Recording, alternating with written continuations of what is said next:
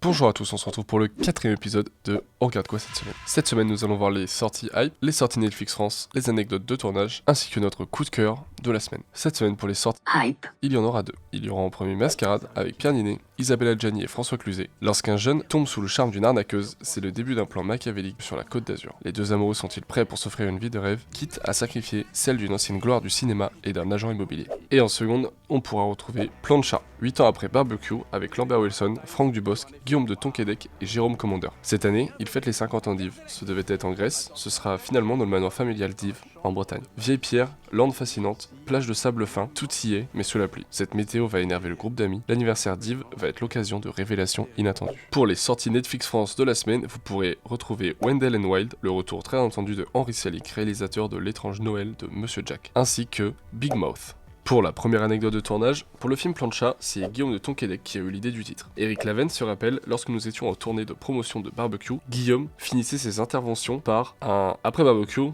on se retrouvera pour la suite Plancha à la mer ». Et enfin, pour Pierrade à la montagne. Maintenant, Guillaume souhaite que l'on prépare pour cet hiver Wok en Thaïlande. Pour la seconde anecdote, pour la première fois, Nicolas Bedos n'a pas composé lui-même la musique de l'un de ses films. Il avait en effet endossé par le passé cette fonction par nécessité. Sur Monsieur et Madame Adelman, on manquait d'argent, le tournage fini, il ne restait plus rien pour payer la musique. Du coup, j'ai décidé de le faire gratuitement et j'y ai pris goût. Sur La Belle Époque, comme j'étais en préparation d'OSS 117, j'ai fait la moitié des morceaux et j'ai confié l'autre à la compositrice Anne-Sophie Versnaeyen. Pour Mascarade, j'avais prévu une partition au clavier assez sobre. Au fur et à mesure du montage, on a senti que les séquences exigeaient des morceaux beaucoup plus ambitieux. Le temps me manquait, les compétences aussi, et j'ai jeté l'éponge. Pour notre coup de cœur de la semaine, ce sera un retour en enfance pour ma part avec Indestructible. Bob Parr était jadis l'un des plus grands super-héros de la planète. Tout le monde connaissait Monsieur Indestructible. Le héros qui, chaque jour, sauvait des centaines de vies et combattait le mal. Aujourd'hui, Monsieur Indestructible est un petit expert en assurance qui n'affronte plus que l'ennui et un tour de taille en constante augmentation. Merci beaucoup, à la semaine prochaine.